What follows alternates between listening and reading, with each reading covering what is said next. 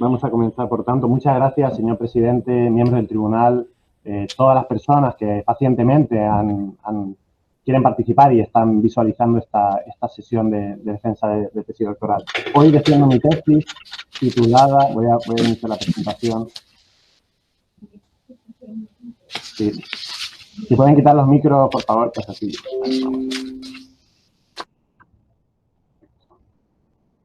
Bueno, empecemos pues.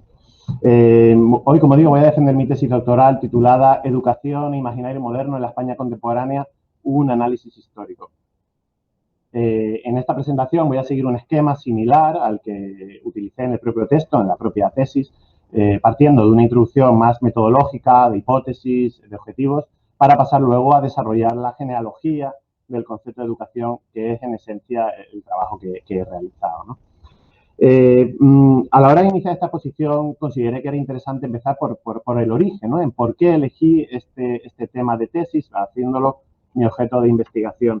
En esencia, desde que inicié la carrera me fascinó el tema de la educación, de la historia de la educación, de cómo las diversas culturas políticas se han acercado a este fenómeno y, sobre todo, por qué se había convertido en un polo de debate tan intenso, tan conflictivo, un problema que parece que nunca se va a resolver, que no hay un consenso, ¿no? sobre esta cuestión, ¿no? En ese sentido, a modo de juego un poco, planteo en esta exposición estas 4 citas de 4 pensadores contemporáneos que pertenecen a 4 siglos distintos y que en esencia lo que plantean es que la educación es la principal palanca para cambiar el mundo, la sociedad y los individuos, ¿no? Es curioso porque estos 4 activistas, 4 pensadores, difícilmente se pondrían de acuerdo en temas como, por ejemplo, quién debe afrontar la educación, si el Estado, si la Iglesia, si los propios individuos, si la educación debe ser laica o confesional, si los niños han de educarse junto con las niñas o por separado. Bueno, unas infinidad de los clásicos debates, ¿no?, del mundo de la historia de la educación que han generado, como digo, estos disensos, ¿no? Sobre estos disensos, y este es un punto clave y va a ser el hilo conductor de esta tesis, lo que más me ha fascinado es que en el fondo hay un profundo y subyacente consenso sobre que la educación es capaz precisamente de hacer todo esto, ¿no? Revelo la identidad de estos pensadores. En primer lugar tengo a Manuel Aguirre, que es un ilustrado de finales del siglo XVIII, Adolfo Posada, González Posada, que es un reformista social, un republicano, Andrés Manjón, que es un católico, un pedagogo, insigne pedagogo católico, que da esta cita a principios del siglo XX, y puse un elemento exótico a Nelson Mandela, ¿no?, que es otro contexto totalmente distinto a nivel geográfico y cronológico, pero que ya ha entrado el siglo XXI y a pesar de, bueno, o precisamente por su origen de luchador socialista, marxista, además, también considera que la educación es el arma más poderosa para cambiar el mundo, ¿no? En este sentido, sobre este hilo conductor que planteo de esta, digamos, omnipresencia de la idea de educación para solucionar cualquier problema de nuestra sociedad actual, versará esta tesis doctoral. En ese sentido, el primer objetivo que afrontamos fue el de realizar una genealogía del concepto de educación en la España contemporánea, que partiendo de un análisis discursivo, ¿no?, luego profundizaré a qué me refiero con esto, explorara y diera una explicación satisfactoria sobre las causas que han generado que la educación se articule fundamentalmente de 2 maneras en nuestra historia contemporánea. Por un lado, como un derecho liberal asociado al individuo y a su capacitación política, y en segundo lugar, como un derecho social garantizado por el Estado, por el cual el Estado se obliga a dotar a sus ciudadanos de una educación básica que no limite sus potencialidades. En relación con este objetivo, planteamos 3 hipótesis fundamentales.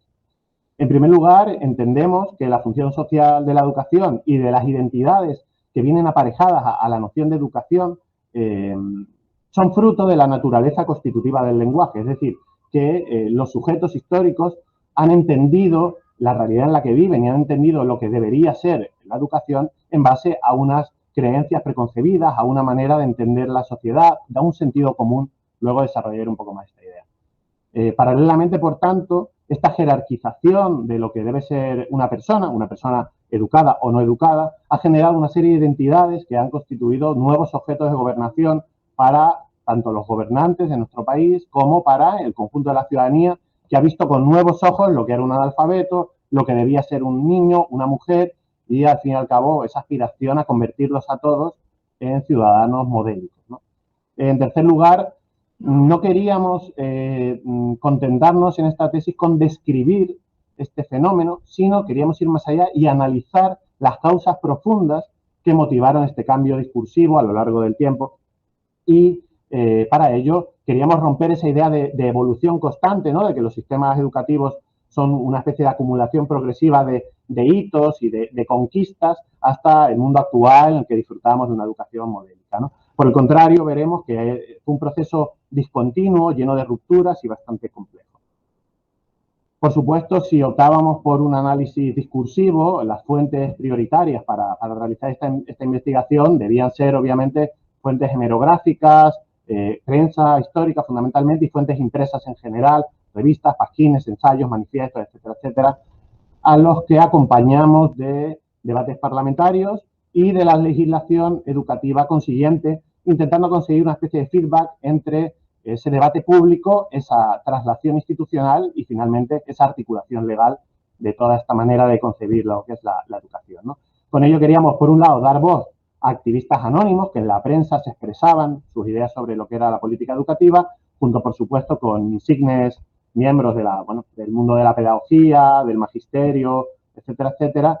Todo ello en un ámbito nacional, por supuesto, se nos han quedado regiones fuera de nuestro estudio documental, pero sí deseamos, dentro de esta perspectiva nacional, darle una voz especial al ámbito canario, que es al que yo, digamos, pertenezco y cuyas fuentes conozco de primera mano, ¿no?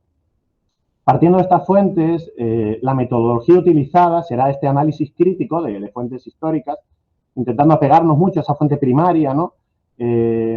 Y centrándonos, puesto ya que la tesis abarca un periodo muy largo, porque va desde la Ilustración hasta la Segunda República, son 150 años de investigación, queríamos centrarnos en coyunturas excepcionales, puesto que entiendo que es en esos momentos cuando se produce una aceleración en la transformación del discurso sobre educación, ¿no?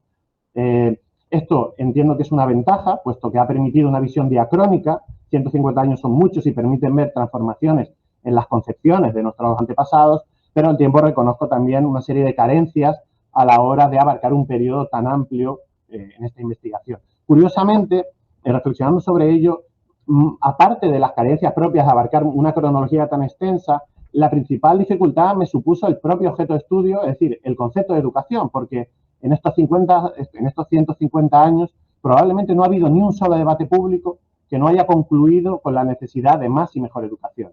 Si se hablaba de higienismo social, la solución era educar más y mejor a los ciudadanos. Si se hablaba de caza furtiva, la solución es más y mejor educación al mundo agrario. Si se hablaba de violencia en el hogar, la solución sigue siendo más y mejor educación. Por tanto, se me han desbordado los temas constantemente y he tenido que acotar para poder ceñirme al punto clave, que era un enfoque fundamentalmente de política educativa, ¿no? En ese sentido. Sobre el interés que puede tener esta investigación, ¿no? para la comunidad investigadora y para la ciudadanía, creo que el propio tema de la tesis en buena medida juega un poco a mi favor o a nuestro favor, en tanto que este tema sigue siendo candente, sigue teniendo interés. Sin ir más lejos, en lo que el tiempo que he tardado en escribir esta tesis, se han aprobado 3 leyes educativas en este país. He tardado bastante, pero no he tardado 100 años. En ese sentido, es indudable que existe todavía una vigencia potente de la noción de educación y de su capacidad, la creencia en su capacidad para transformar la sociedad, ¿no? Por tanto, creo que una tesis que ahonde en la necesidad de historizar este axioma, ¿no? Este sentido común que todos tenemos interiorizados, puede ayudarnos a comprender mejor. Es algo que a mí me enseñaron en esta universidad, ¿no? Que la función del historiador es no fiarse, ¿no? de las verdades consolidadas y buscar historizar y dar, digamos, un análisis crítico sobre el origen de nuestros fundamentos sociales, y es lo que pretendo con esta tesis, ¿no? Además, el mundo polarizado que vivimos hoy en día, creo que una tesis que analice esta polarización en el pasado, pero que fundamentalmente se centre en este consenso subyacente, ¿no? Un consenso que es, si lo pensamos con un poco de distancia, es inusitado, es sorprendente, puede aportar claves también en el mundo en el que vivimos. Por supuesto, la tesis ha sido sustentada por un marco teórico. Para un análisis discursivo me he servido de las aportaciones de la historia postsocial, del giro lingüístico, también de la crítica Foucaultiana en algunos aspectos, y en esencia lo que defenderemos aquí es entender el lenguaje como un sistema de significados. ¿Qué significa esto? Nunca mejor dicho. Pues que los hechos sociales que han vivido nuestros contemporáneos están mediados, están filtrados por una manera de entender el mundo, entenderse a sí mismo, que ha sido construida históricamente, ¿no? Es lo que se llama, Charles Taylor llama imaginario social, que viene a ser pues el sentido común de una época, ¿no? Ese discurso compartido de lo que todos consideramos necesario y todos consideramos que es intolerable, ¿no? Por tanto, entrando en el porqué de estas transformaciones, defenderemos, y creo que las fuentes además nos lo están mostrando muy claramente, que los cambios en el discurso se deben a esa interrelación entre conceptos y prácticas pretéritas, ¿no?, que vivimos en el presente, que en situaciones excepcionales generan usos experimentales y unas nuevas necesidades que provocan pues, que la gente tenga que buscar soluciones novedosas y estire estos imaginarios dando forma a nuevas concepciones, ¿no? Me sirvo aquí de una noción de Michel Foucault, que él lo aborda en relación al concepto de sexualidad, pero lo que yo pretendo, analizando la educación, es detenerme ante esta noción tan cotidiana, tomar distancia respecto de ella, contornear su evidencia familiar y analizar el contexto histórico y práctico al que está asociada, ¿no? Todo ello con esa renuncia a la idea de que la educación pues, es una historia feliz y progresiva hacia el mundo actual.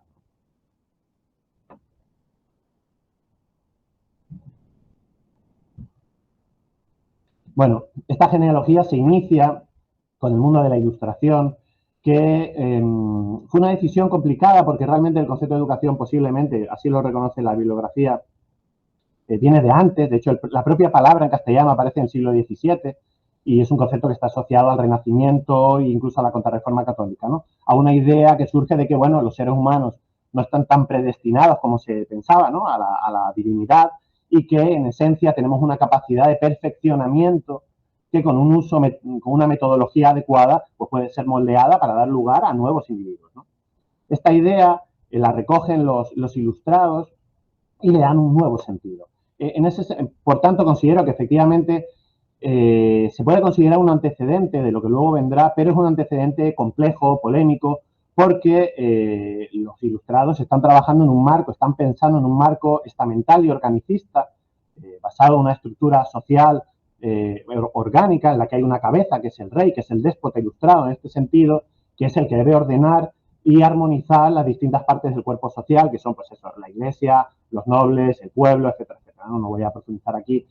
La novedad, entiendo, de estos ilustrados será que ellos aplicarán este modelo que estaba pensado para moralizar fundamentalmente a la población en una cristiandad, ¿no?, y a formar a ciertos estamentos muy concretos. Era una especie de privilegio que tenían ciertos estamentos, y lo intentará extender al conjunto de la población con un objetivo moralizante, por supuesto, pero también mercantilista, ¿no? Querían hacer a la ciudadanía más productiva, a los súbditos, mejor dicho, más productivos en el trabajo, más eficientes, etcétera, etcétera. Además, esta valoración de los ilustrados partirá de una noción de los súbditos como entes irracionales e improductivos, que era necesario domesticar a la fuerza, ¿no?, en este sentido, ¿no? Estas propuestas, que vendrán de círculos más o menos cerrados, de intelectuales, influenciados sobre todo por la Ilustración francesa y luego por la Revolución, encontrará una enorme oposición y un desinterés muy importante por parte del pueblo y por parte de otras instituciones de la España del antiguo régimen, lo que hará que su alcance sea en la práctica limitado, ¿no? Será, por tanto, cuando, digamos, quiebre este sistema o empiece a quebrar, porque en España, digamos, es un proceso relativamente largo, con la irrupción del liberalismo político, social y educativo en este sentido, ¿no? En esencia, desde luego, la transformación conceptual clave en este proceso es que los liberales consideraron que si los ilustrados habían visto con buenos ojos que un campesino podía convertirse en una persona productiva mediante una educación más o menos uniformizada, más o menos pensada, pues también era posible que este campesino, este artesano, analfabeto, pudiera capacitarse también políticamente, puesto que el problema que tuvieran estos liberales, desde las Cortes de Cádiz y a continuación, era que hacía falta afrontar un nuevo problema, que era la formación de ciudadanos de derecho. En este sentido, se sirvieron de un método más o menos antiguo, la formación escolar, con una aplicación totalmente novedosa basada en un imaginario muy distinto en este sentido, ¿no? En este momento se iniciarán los debates clásicos o se profundizarán los debates clásicos que nos van a acompañar en toda nuestra exposición y también que continúan vigentes actualmente: el papel del Estado y de la sociedad en torno a la educación, la gratuidad, la universalidad, la obligatoriedad, la libertad de enseñanza, la enseñanza confesional o no, bueno, etcétera, etcétera, ¿no? Ciertamente hay un elemento coyuntural, esas crisis de las que hablo, que condicionó profundamente este momento, y estamos hablando de una sucesión de guerras, desde la Guerra de Independencia hasta lo que vino después, una ruina del erario público y un empobrecimiento muy importante de la sociedad en general, y una conflictividad importante y una oposición por parte de ciertos sectores, sobre todo los más conservadores, tradicionalistas y demás, a la implantación de muchas de estas ideas, ¿no? No será, por tanto, hasta 1834 cuando, abandonando parcialmente el proyecto liberal gaditano, ¿no?, de una educación más universal, por la cual había que educar a todos los ciudadanos para que participasen, a todos los varones, para que participasen en las labores de gobernanza, de soberanía, ¿no?, con el voto, pues se apuesta por una, bueno, soberanía censitaria que constituye pues una transformación en la propuesta original, desde luego, y da lugar a un modelo educativo segmentado, ¿no?, una educación primaria, por un lado, para, bueno, para el pueblo, y una educación ya secundaria y universitaria para otros estratos sociales, ¿no?, burguesía y demás. Por tanto, es un sistema clasista, confesional, por supuesto, la Iglesia sigue teniendo un papel clave, y tutelado, y este término es importante, tutelado por el Estado. Es decir, el Estado debe fomentar, tutelar, uniformizar, pero dejar en buena medida que el cuerpo social, que los individuos vayan tomando también la iniciativa por su propia educación. Y esto es un punto muy interesante porque poco a poco, a medida que el liberalismo va arraigando en numerosos y crecientes sectores sociales, esta idea se va potencializando y se establece lo que yo he denominado, bueno, siguiendo a Pablo Montesino, que es uno de los insignes pedagogos liberales, ¿no?, de esta época, como la doble responsabilidad en educación, ¿no? Una doble responsabilidad moral.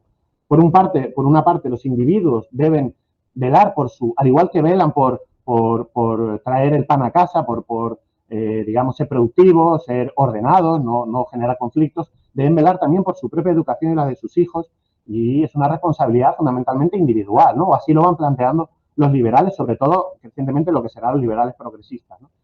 Por otro lado, hay una responsabilidad también de orden superior, podríamos decir, que está en manos de las élites filantrópicas que deberían acercar la educación al pueblo, y, por supuesto, del Estado, que debe intentar poner los medios a través de los municipios, fomentando con la Iglesia pues este tipo de obras educativas. Es un debate que se planteará con la ley Moyano, ¿no? También la necesidad de introducir una cierta obligatoriedad, que en la práctica no se llevó a cabo, pero poco a poco ir induciendo a que los padres cumplan esa responsabilidad que en esencia es de ellos, ¿no? Claro, ciertos sectores políticos que habían quedado al margen de este sistema, como el liberalismo progresista, considerarán que la educación tiene una función clave en este sentido, y será la educación del pueblo, que debe ser hecha por y para el pueblo, debería también ayudar a democratizar el sistema, a que los obreros, los campesinos, hagan un esfuerzo por educarse para poder traer una democracia plena, o lo que se entendía por entonces, y permitir una mayor, digamos, implementación del proyecto liberal y revolucionario originario, ¿no? En un momento concreto de nuestra historia, que será el sexenio revolucionario, estos liberales progresistas, demócratas, republicanos, tendrán una ventana de poder, por decirlo así, e intentarán implementar algunas de estas ideas que, si bien, por supuesto, entendían que el Estado debía tener un peso importante, darán, digamos, una cierta libertad a la sociedad para que se eduque, ¿no? Intentarán, más que obligar, remover las trabas que podían quedar del antiguo régimen para que los ciudadanos abrazaran la educación, ¿no? Como veremos, las consecuencias de este plan no fueron las deseadas, ¿no? En todo este proceso hay un elemento clave, y es, como decía en un principio, la articulación de una nueva manera de jerarquizar la valía de las personas, ¿no? Es lo que he denominado las identidades educadas, y fundamentalmente dos elementos, ¿no? Uno, los sujetos a educar. El sujeto a educar, por antonomasia, será el analfabeto, que es muy interesante porque en el siglo XIX va adquiriendo unas connotaciones crecientemente peyorativas, ¿no? En el antiguo régimen podía haber, digamos, una cierta sorna respecto a los analfabetos, pero la problematización que se hace de ellos en el siglo XIX es tremenda, ¿no?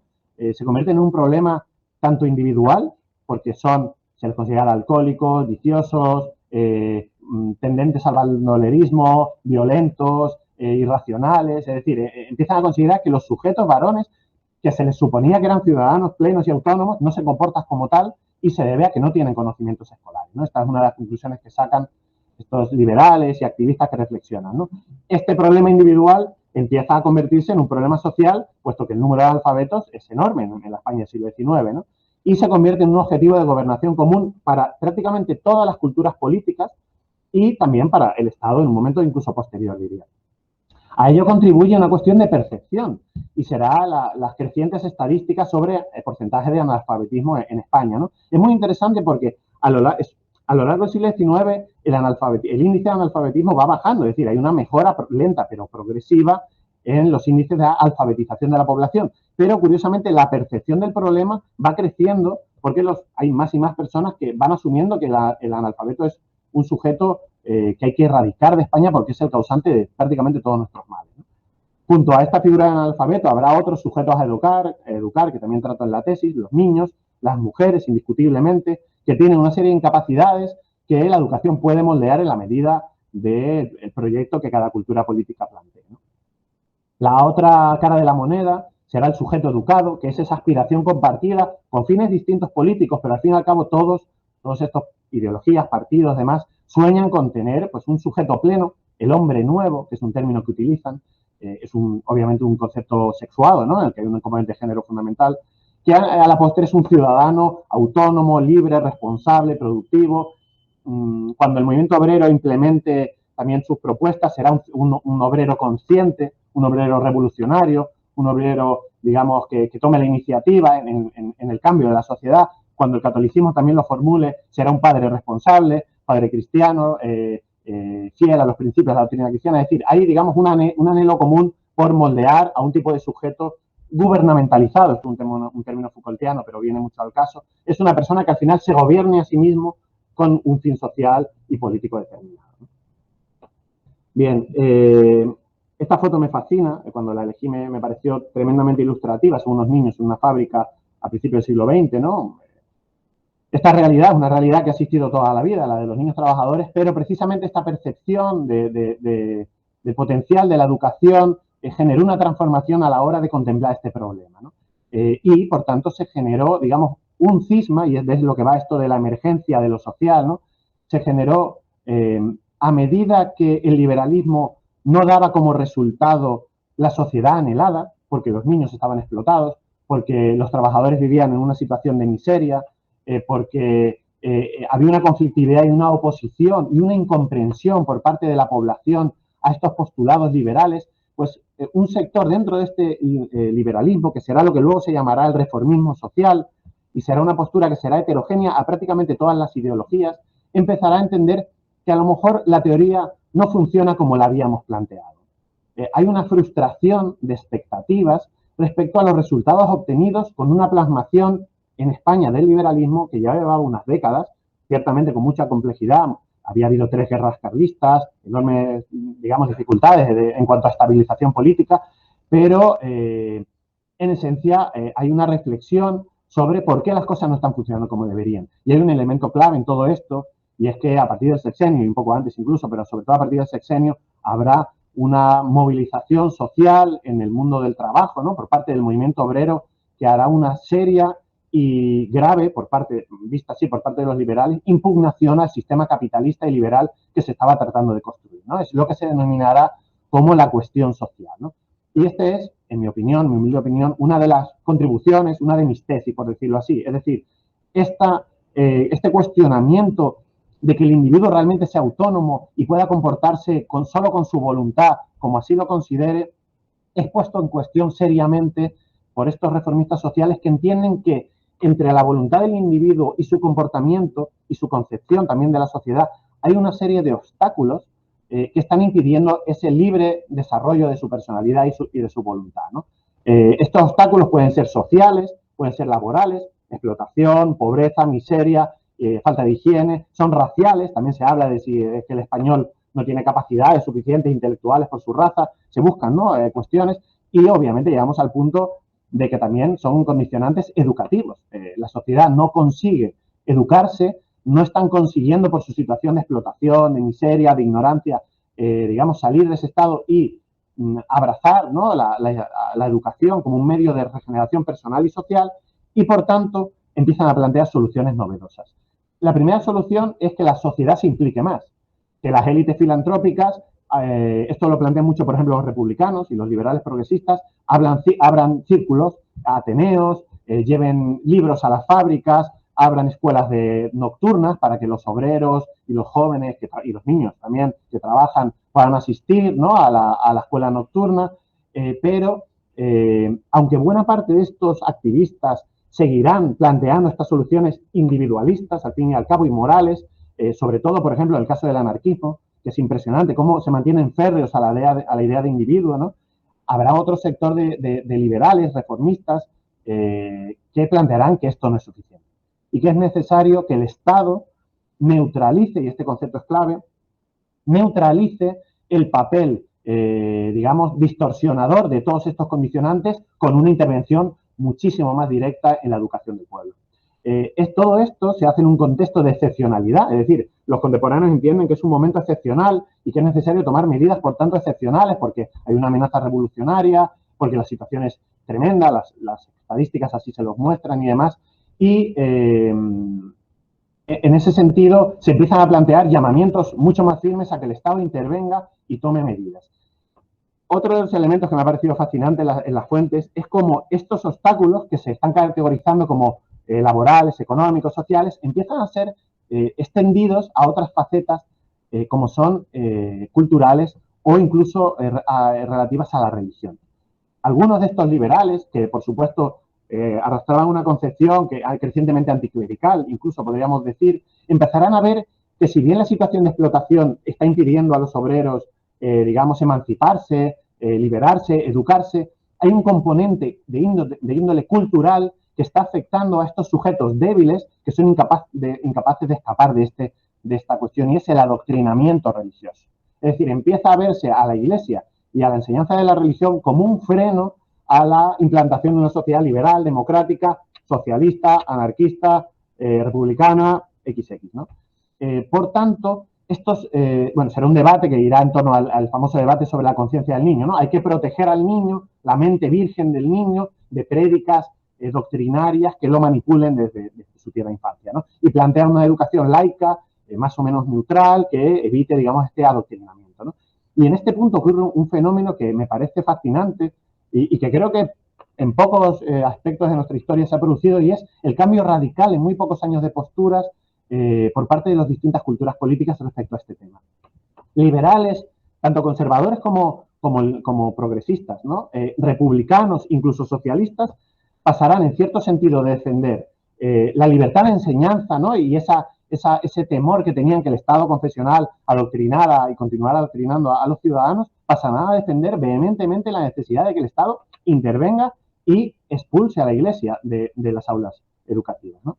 Por contra, en un movimiento pendular, la Iglesia y el movimiento católico, la jerarquía, que habían condenado tradicionalmente el liberalismo, aquella famosa frase de no hay derecho a enseñar el error, ¿no? Es pecado enseñar el error, no se puede, digamos, permitir una doctrina ajena a la doctrina de la Iglesia en las aulas españolas, pasará precisamente a abanderar la libertad de enseñanza, con sus particularidades, ¿no? Intentarán situarse un poco en esa tradición casi liberal de derecho de los individuos, de los padres, dirán ellos, al respeto a las decisiones sobre la educación de sus hijos, ¿no? Es un movimiento que, desde luego, he intentado explicar en mi tesis, ¿no?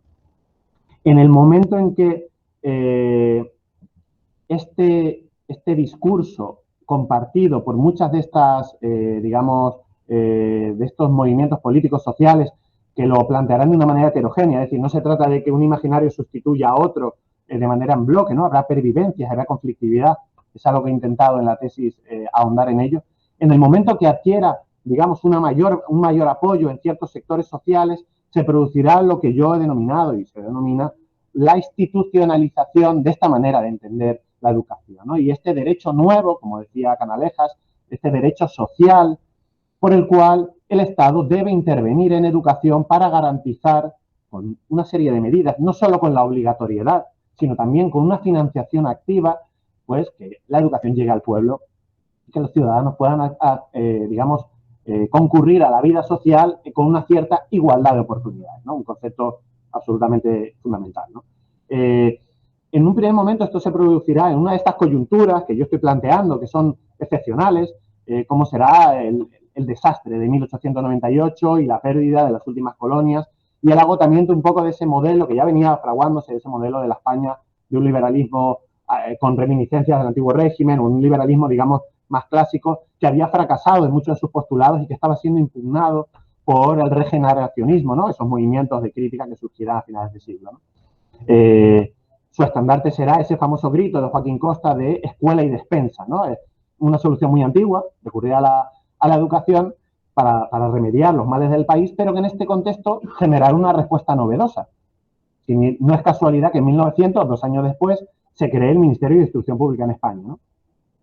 En esencia, el primer ministro García Lix y fundamentalmente después el conde de Romanones y todo el Partido Conservador, el Partido Liberal y apoyados por la institución de enseñanza, por una serie de, digamos, de reformistas, en más o menos medida progresistas o conservadores, plantearán la necesidad de que el Estado tome coyunturalmente, excepcionalmente, esta idea es fundamental, las riendas de la educación pública y, digamos, que sobrepase ese rol tutelar, esa especie de inspección paternal de la educación y tome una medida, digamos, consecuente en educación y empiece a pagar a los maestros, construir escuelas, apartar a la religión paulatinamente de las aulas, o más que a la religión, a la iglesia, etcétera, etcétera, ¿no?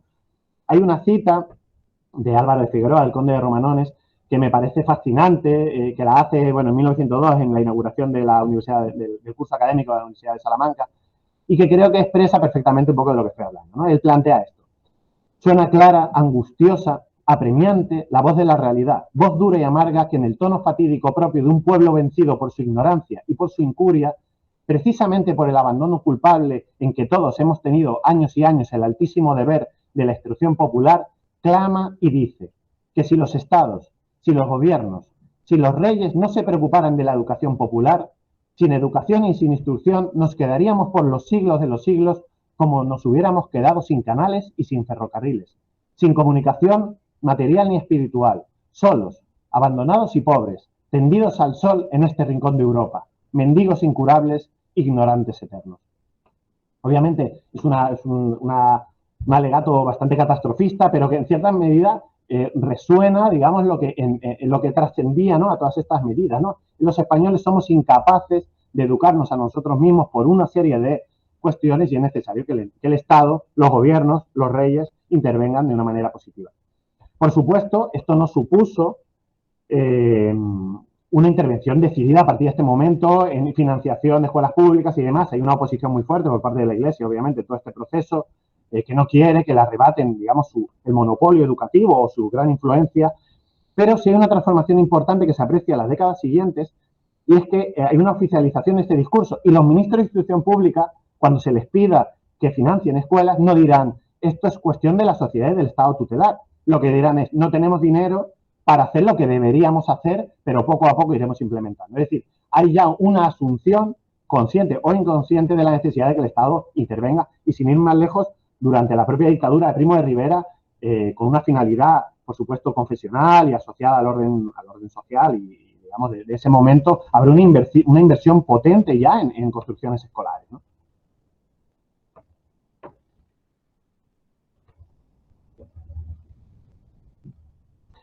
El segundo hito, la segunda coyuntura, que desde mi punto de vista es decisiva a la hora de entender, en este caso ya, la constitucionalización de este derecho social. No solo que, digamos, esté en el ambiente y se vaya legislando, sino que se reconozca constitucionalmente el derecho social de los ciudadanos a acceder a una educación en igualdad de oportunidades financiada por el Estado, será la Segunda República Española.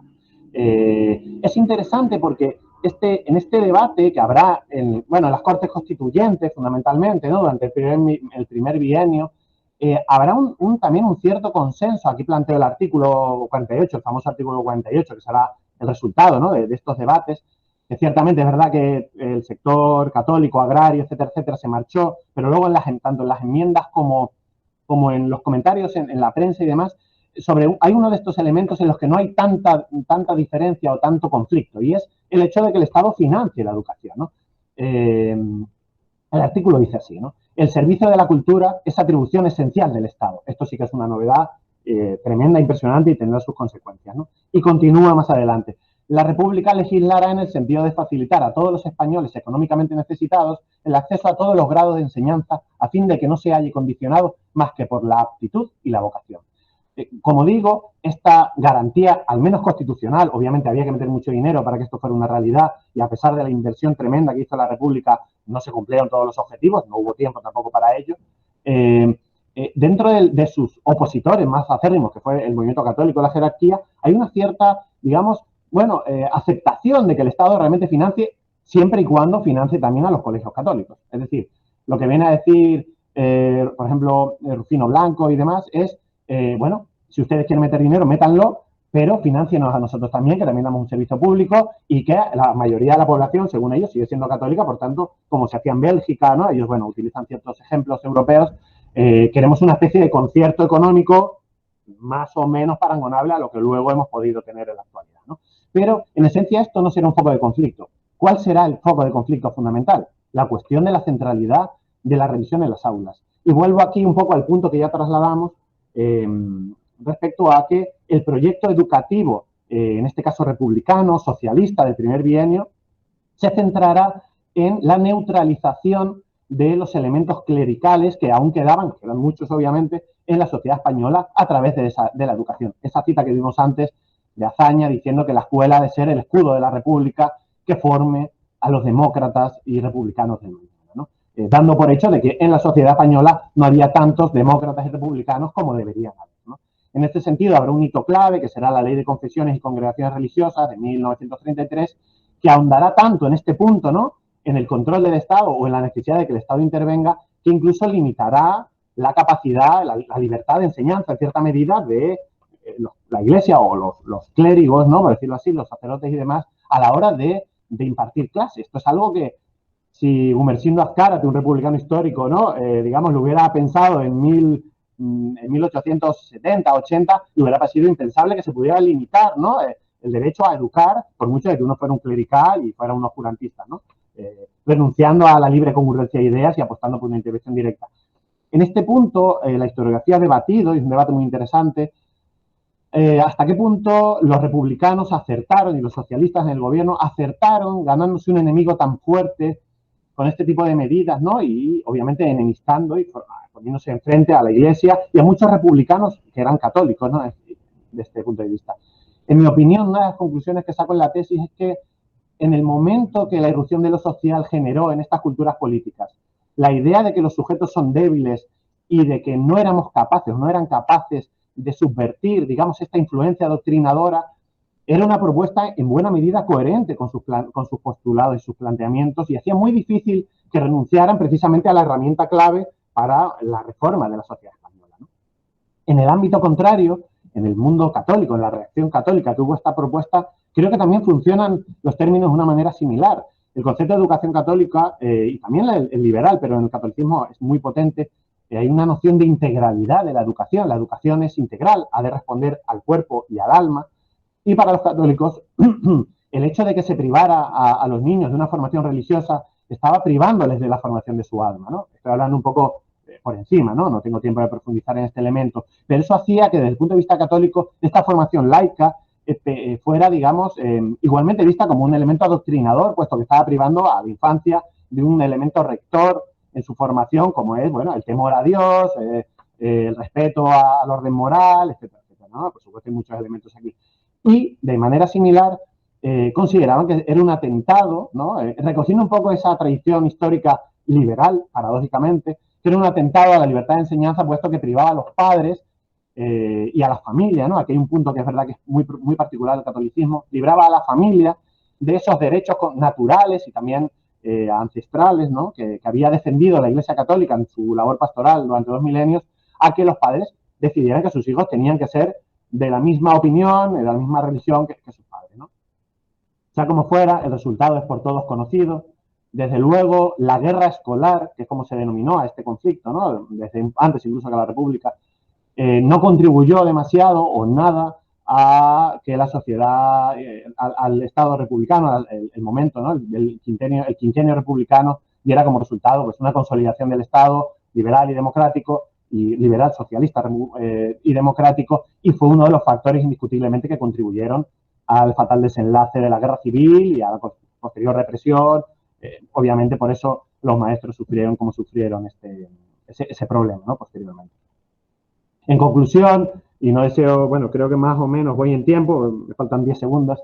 En conclusión, he deseado realizar un análisis, ¿no?, muy apegado a las fuentes, en el cual, partiendo de una concepción de la educación en términos liberales, ¿no?, como hemos hablado, y deteniéndome en la tesis, creo que me intento detener en ese momento de ruptura dentro del liberalismo y esa emergencia de lo social, que dará lugar a dos paradigmas que han coexistido problemáticamente, ¿no?, y siguen coexistiendo, y que han articulado dos derechos. Uno, el derecho liberal a la educación, que sigue teniendo digamos, su acomodo social, desde luego, y otro, el derecho social a la educación, que también es un pilar básico en el estado del bienestar, ¿no? Como conclusión final, a la vista de este estudio, yo he considerado que resulta de interés en la actualidad ver cómo, por un lado, el sistema liberal puro fracasó en un momento dado de la historia contemporánea en este país, porque los individuos efectivamente no actuaron como se esperaba que hiciera esa teoría, que al final, al cabo, es una teoría, ese retroceso de la concepción liberal dio paso a esa concepción social más garantista de los ciudadanos. Si eso ocurrió alguna vez, en la actualidad estamos viendo que parece que el proceso está ocurriendo a la inversa, es decir, que ese paradigma de lo social, esa igualdad de oportunidades en educación está siendo puesta en cuestión por los defensores de esa idea primigenia, con modificaciones obviamente, pues el tiempo cambia y la situación cambia, pero nos lleva a la conclusión de que nuestras firmezas, nuestras ideas firmes sobre lo que debe ser la igualdad de oportunidades, pues también tienen los pies de barro, ¿no? Y si no son defendidas, obviamente, pues pueden haber modificaciones en un sentido incluso inesperado, ¿no?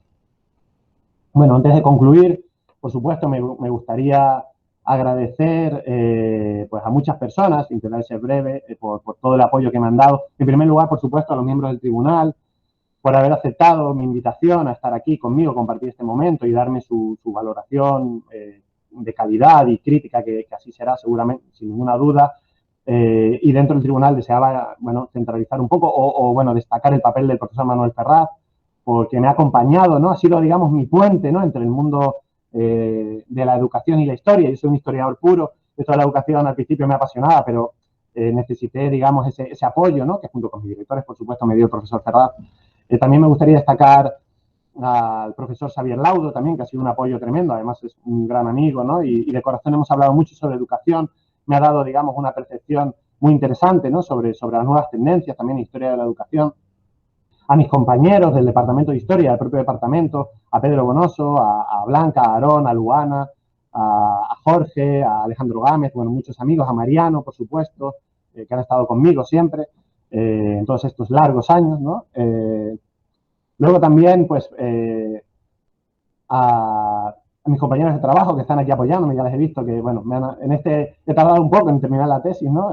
Y ellos saben de las ganas que le tenía yo de acabar este proyecto, ¿no?, darle una conclusión.